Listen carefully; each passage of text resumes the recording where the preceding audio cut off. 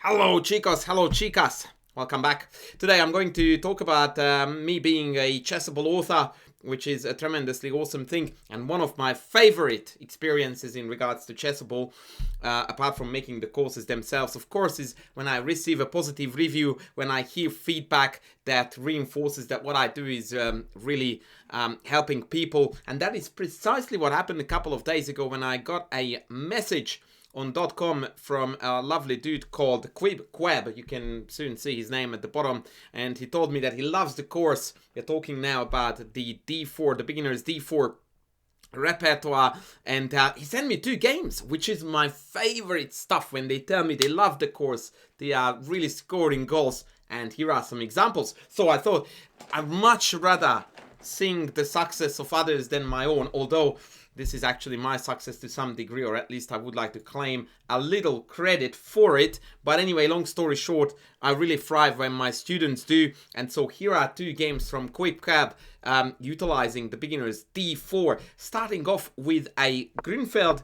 Against the Grünfeld, I recommend actually a very complex variation. Admittedly, this is not really very beginner friendly, although very topical and also quite sound, very principled too, just to be truthful to my own values. Unfortunately, I couldn't eliminate the .com evaluations from the moves. It's gonna be distracting a little bit. Castles here is inaccurate. C5 is the best move, and after bishop e3, c5, my student remembers bishop e2 being the best move. The idea being that he queen a5 is no longer a good enough move because we can ignore the threat on c3 castle, and of course against queen c3 we are going to have rook c1, and so now black has to rely on this pressure on d4. But that is precisely what we so well prepared against, having knight, bishop, queen, pawn covering d4.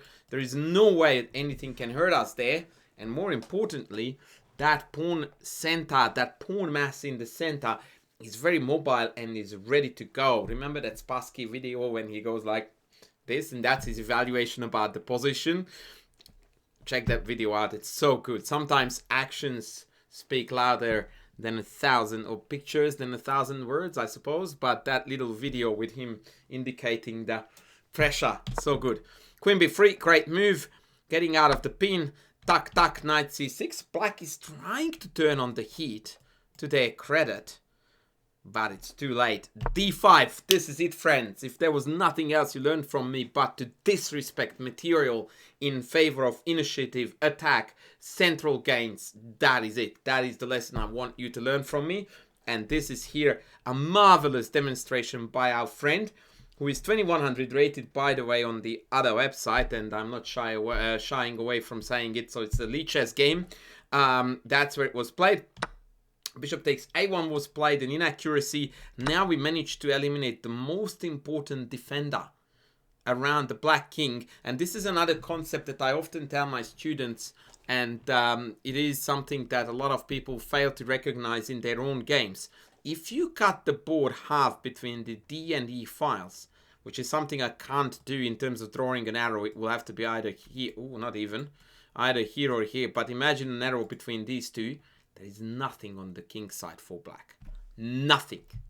Whereas me, 3/5 of my army is there if I discount the king. And it's not too hard to see that the queen can come around too. So we are looking great. Additionally to that, if you own any of my courses, you would know that this is the phenomenon we refer to as back rank fest. And I would give up much more than an exchange for a position like this. And Quip Quab converts like a trooper. Bishop d4 obtains the long diagonal, introduces the deadly queen e3, queen h6 maneuver. Knight a6 is played. This is trying to catch up in development, but failing miserably to thwart white's plans, which is now very important. Bishop g4 was only with the idea of eliminating, trading off some of those white attackers. Now after queen e3 there is nothing black can do. The game is essentially over. Queen h6 is the main threat. That being said, after f6 there is a very interesting idea here that I also overlooked. I thought that queen h6 is best here. Not the case. The engine argues that the best move here is bishop c4. And it took me a while to identify the real strength, or to recognize the real strength of this move, because most club level players, when they see a move like bishop c4, they go like, oh yeah, I get it, it's d6 check. Yes and no. Obviously that has a little to do with the business, but the equally important part of it is that if, for example, black plays king away, I have e5, d5 is guarded, and now the pawns move up together in unison, and that's going to do tremendous damage. That being said, and this is a reason why I dislike engine feedback, especially in terms of blunders, inaccuracies, yada yada yada, this move gets a question mark. It's still completely winning for white. It's just that it dropped the evaluation from +5 or -5, whichever is appropriate, +5 to +2.9 or 2.5. Black counter blunders with bishop g4. Under pressure, mistakes are born. There is a far better way to put it, but that will be the me version. And after the spectacular knight g5, our friend claimed victory. Luckily, the opponent allowed the very neat finish with queen f7 mate. Now that, as far as I'm concerned, is a textbook case, both for my repertoire, which, excuse me, is available on Chessable, but also for my chess philosophy. So Grimfeld, fine. We take on the Grimfeld, we don't avoid. In fact, we engage with one of the biggest main lines. We understand what we are playing for. And now we have a healthy position to start a middle game from. And that was one of the things that I mentioned recently. There was a survey, or rather a interview with a number of Chessable authors and coaches who coached for the Chess Punk tournament.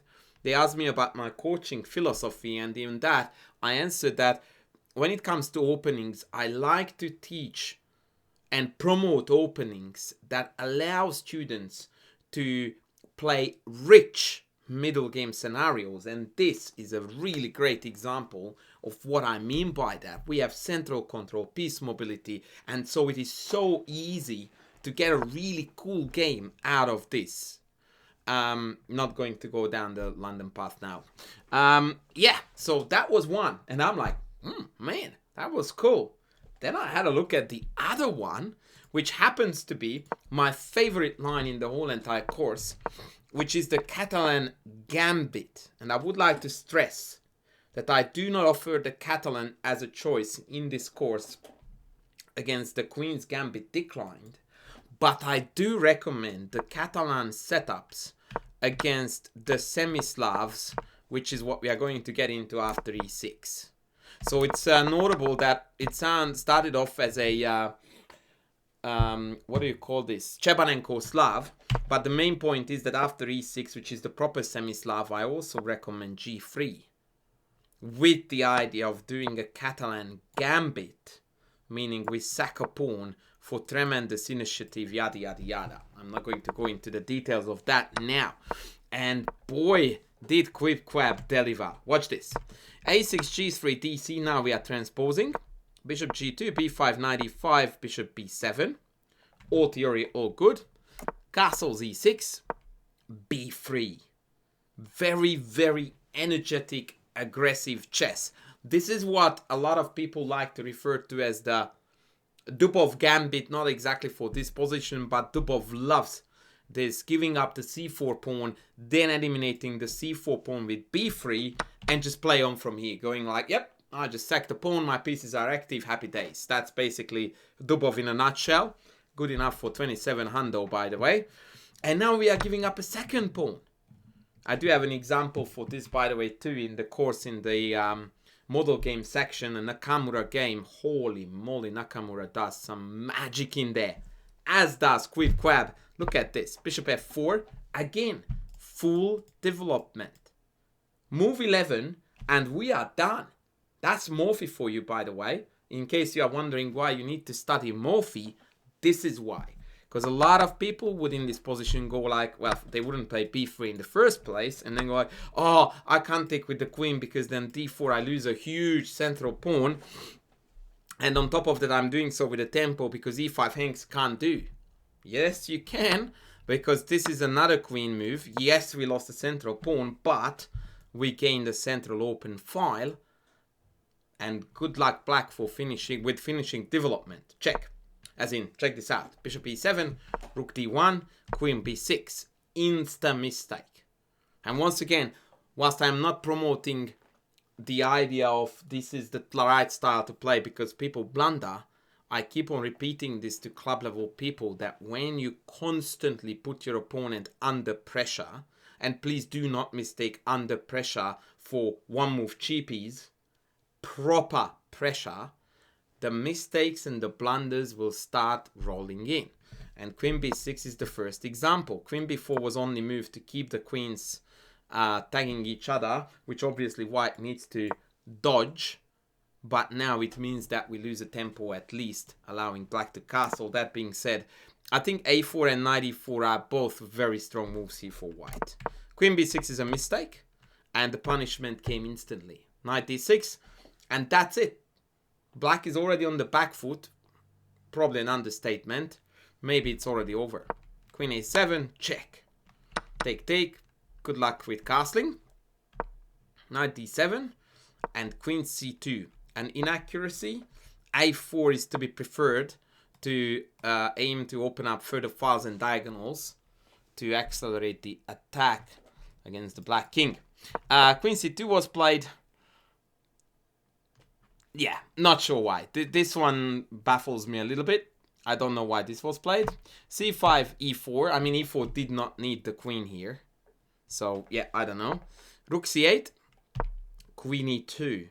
Now, I noticed the question mark exclam, meaning sus, but I do understand this move, and when I understand the move, I am far more forgiving, even if it's a mistake. Because if the plan that it carries is one that, you know, has a lot of oomph, you respect it. And this is exactly the case here, because guess what? After queen a8 came the surprise. Bingo! Quab is not backward with coming forward, let me tell you that. Any given opportunity, he is just chucking in another piece. And boy, this is the chess I love to see. Knight x was played. Obviously, ed is an instant mate on e7. So, no bueno. Knight x pawn takes, however, is also tragic. Because now we are cracking this open. Knight f8. Knight f6 would have been better, but overall it's now losing no matter what. Queen e5, hitting here. f6, check.